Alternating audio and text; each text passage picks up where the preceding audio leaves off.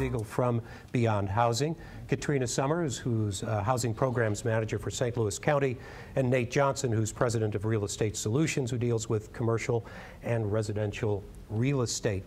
Let me ask you this, first of all, in a very general sense. Chris was talking about this social contract being broken, that maybe this idea of home ownership that I grew up with is changing. Do you find that to be true? No, you know, I actually don't, Jim. I think that what we've seen in our economy has been a sort of putting homeownership on pause. I think a lot of people have done that. You know, we've been through a very, very tragic economic downturn over the last several years, and we're coming out of that. And as we're coming out of that, what we're seeing is an increase in the appetite for people looking to achieve homeownership, where before they sort of took a step back and said, whoa, I don't know how to handle that. Do you guys agree with that? Is it just sort of we're in a lull and people are waiting for things to happen? Because I want to ask you specifically, if they want to make it happen, how do they make it happen, and what are the challenges today? I think so, that, as Nate said, that there isn't a pause, and you know, as people struggle in the jobs and making sure that their incomes are stable and working on their savings that may have been depleted while they were cut back in hours or faced a complete job loss.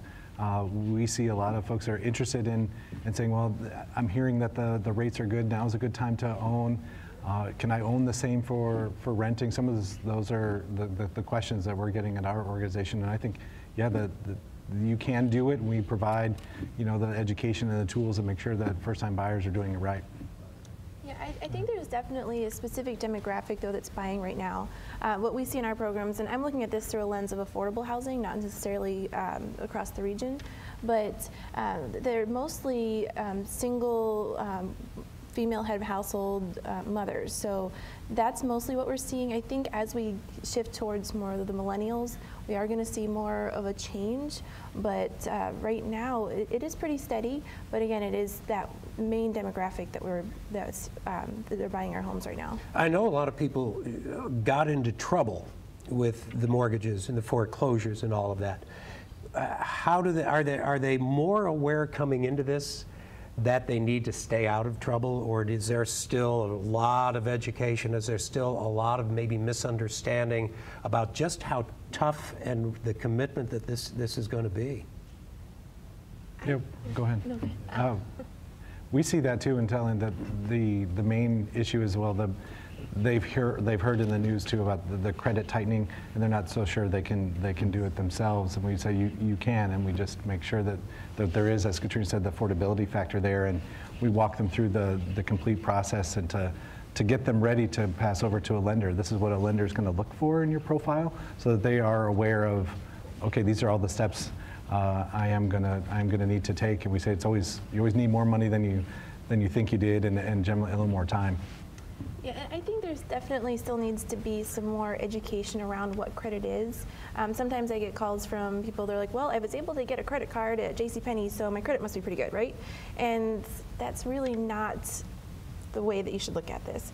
So we do rely heavily on organizations like Beyond Housing and other housing counseling agencies to really give them that foundation that they're not getting elsewhere.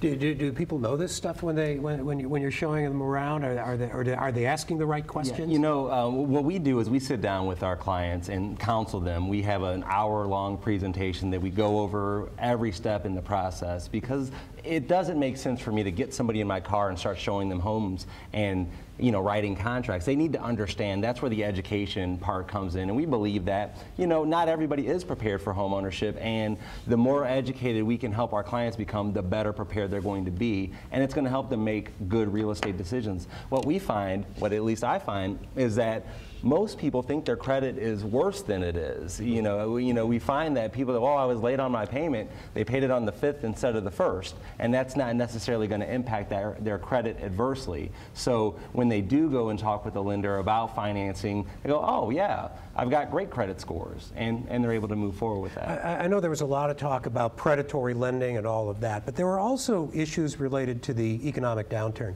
A lot of people got into houses because they had 2 jobs or they had overtime. Then the economy crashes, they lose the 2nd job, or they lose the overtime hours. This is sort of thing that you guys do over at Beyond Housing all the time, isn't it? It's sort of like you can't spend everything you're bringing in today to get into that house. Yeah, and we make sure that, well, the lenders have a different criteria in terms of the debt to income ratio, and they will often look at their borrower's gross income. And we say that's one way of qualifying. We often say, let's look at that same figure, but based on the net, knowing that you actually have to pay your mortgage and other bills on your take-home pay. And again, we really stress the affordability factor and saying your lender may have approved you for this amount, but that no reason you have to borrow that or buy that much house.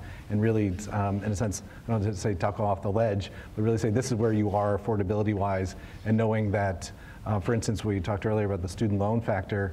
If your student loans are in deferment, the lender doesn't have to take those into account, and we really stress 6 months from now, a year from now, you're going to have a $250, $300 student loan payment, and how does that? You have to factor that in. Yeah, that's got to be a big issue for this generation coming out of universities, isn't it? Yes, very much so. Yep. Because a lot of people don't consider student debt real debt until they start having to pay it, right? No, and it's really, a lot of will say it's the second mortgage without the home. Right. As we talked earlier, $30,000, $50,000, $75,000, and that is a whole second mortgage, and the savings too of paying another $300 for the next 20, 30 years.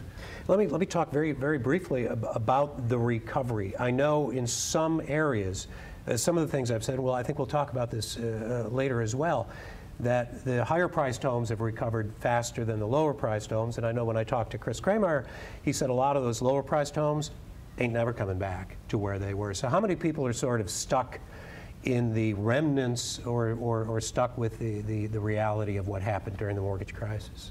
Yeah, it's a struggle because often in some of our communities, there's other factors that are playing a part in that. You've got the education system in some of our communities that is failing, and as a result, that is significantly impacting housing values. Because what happens is you have people who are in a position to moving out of these communities into other communities with better schools, and as a result, they're leaving behind what's left, and the housing values suffer. You've got a vacant home, it's subject to vandalism, all sorts of things. And in a lot of our inner-ring suburbs, and we do have some functionally obsolescent homes, just with the way that they were designed. They're just not really meeting up with what today's consumer is looking for. So that creates additional challenge over and above, what's already there. Right, so not a single issue.